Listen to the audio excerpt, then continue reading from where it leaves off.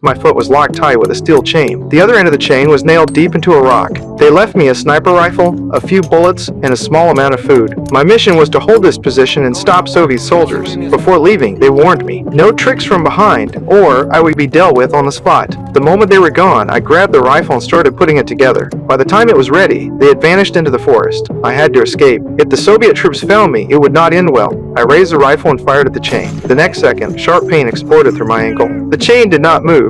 I forced myself to calm down and search my gear. My glasses caught my eye. At that moment, I had an idea. I used a knife to remove the lenses. I stacked the two lenses together. I snapped a pine branch, put it in my mouth, and chewed it again and again. I smeared it around the edge of the lenses. After it hardened, I found a hollow twig and fitted it into the gap. I took a sip of water and poured it between the lenses. A crude magnifying lens was ready. I piled dry grass above the chain. I aimed it at the sun and focused the light. Flames quickly appeared. I kept feeding dry branches to make the fire stronger. When the wood burned out, I rushed over and poured cold water on the rock. Heat and cold collided. The rock split apart violently. I used a metal shard to pry at the crack, but the chain was still untouched. I froze for a moment. Then I continued. Once, telling myself not to rush, slowly, the metal nail started to come out, but the dry grass was almost gone. The water was nearly empty. This was the last chance. I poured the final bit of water. I pried at the stone again using every ounce of strength. No matter how hard I tried, it would not move. I ate some canned food to force my body to recover strength. Then I remembered the spare bullets. I pulled them apart one by one, collected the powder, and piled it together. I pressed it down with a stone. This was my final gamble. I covered my head and waited. The blast echoed through the valley. I rushed forward,